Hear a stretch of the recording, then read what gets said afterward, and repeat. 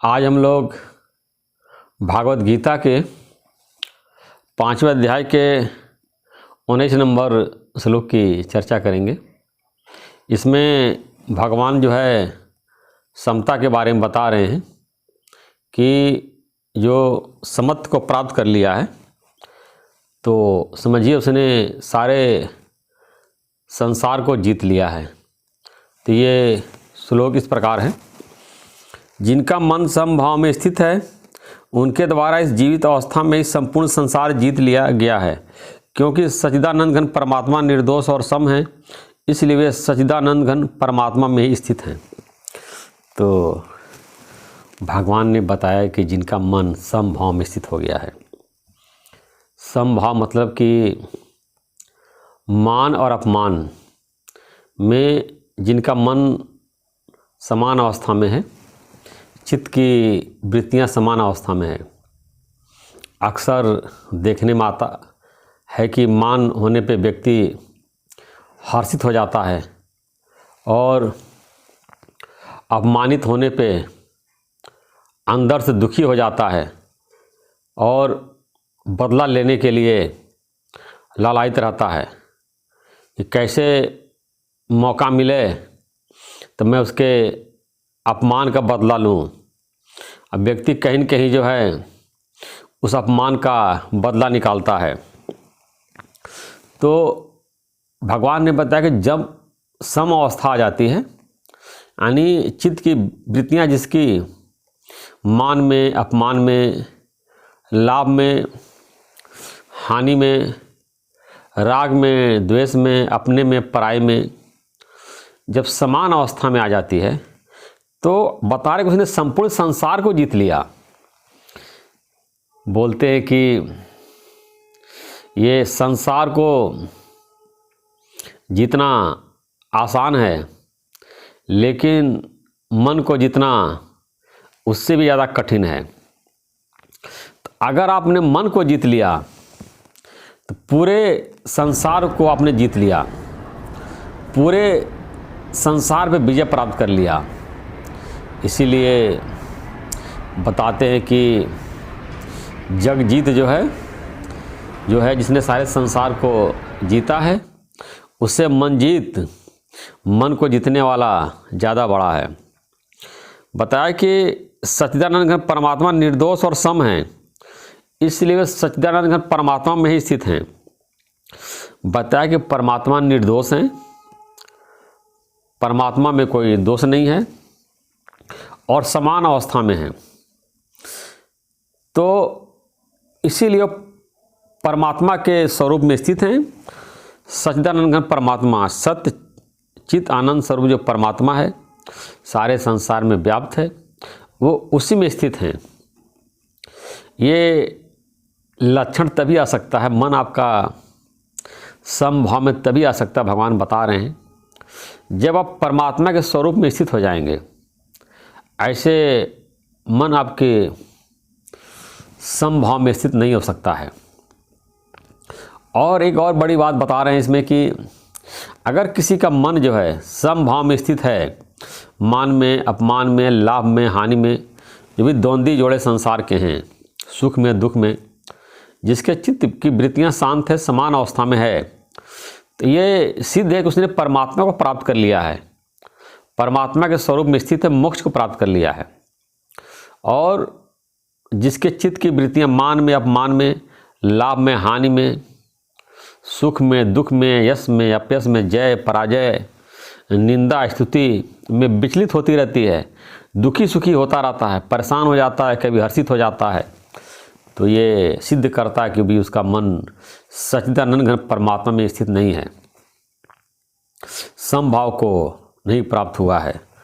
तो अगर कोई भी समभाव को प्राप्त करना चाहता है तो उसको अपने आत्म स्वरूप में स्थित होना पड़ेगा।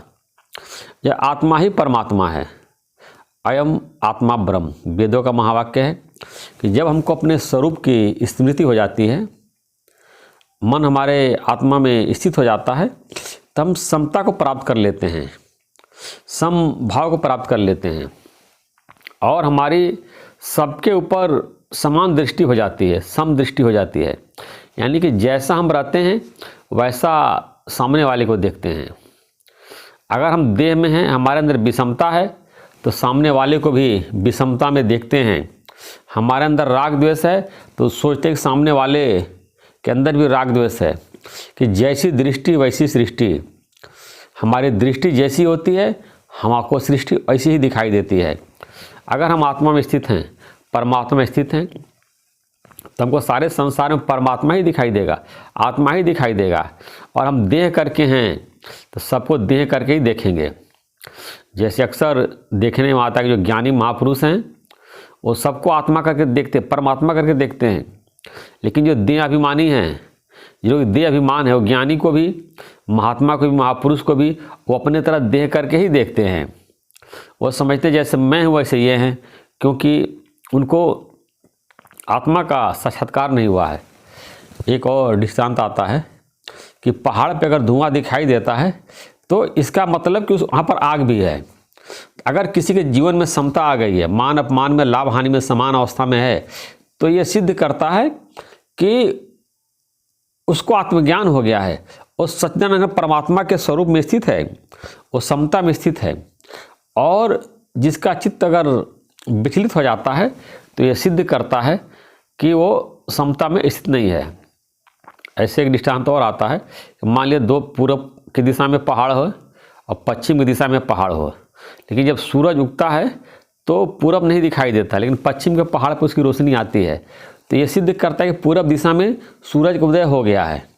ऐसे जब हम दोनों अवस्थाओं में समान रहते हैं तो ये सिद्ध करता है कि हमने परमात्मा के साक्षात्कार कर लिया है, हमारे अंदर ज्ञान का सूर्य का उदय हो गया है, हमको बोध की प्राप्ति हो गई है।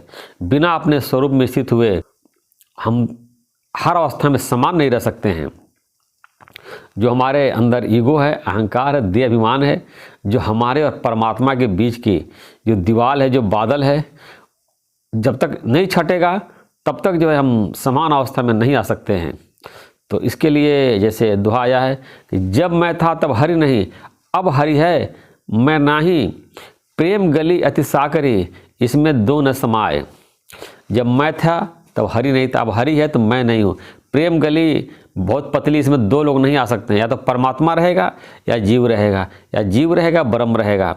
तो ब्रह्म स्वरूप को प्राप्त करने के लिए जीव को अपना अस्तित्व को मिटाना होगा, अपने मैं को गंवाना होगा। जैसे जो बीज होता है उसको वृक्ष बनने के लिए बीज को अपने अस्तित्व को मिटाना होता है। जब धरती मिट्टी में मिलता है और जब उसका अस्तित्व मिट जाता है तो उससे वृक्ष उत्पन्न होता है। ऐसे जब जीव भाव नष्ट हो जाता है, मैं मेरा समाप्त हो जाता है, सूक्ष्म शरीर अंतःकरण जब नष्ट हो जाता है तो वो परमात्मा के स्वरूप को प्राप्त कर लेता है, समता को प्राप्त कर लेता है। और हर अवस्था में वो प्रसन्न रहता है, मुस्कुराता रहता है, अब मौन में और चुपचाप मुस्कुराता रहता, आनंद में रहता है। जैसे बताते हैं कि जो है कि ये जो देवी देवता होते हैं मंदिर में, देखिए कैसे मौन रहते हैं, मुस्कुराते रहते हैं। ऐसे संत महात्मा जो है मौन रहते हैं, मुस्कुराते रहते हैं और अंदर से हमेशा प्रसन्न रहते हैं, क्योंकि उनको जो है परमात्म तत्व का अनुभव हो गया है।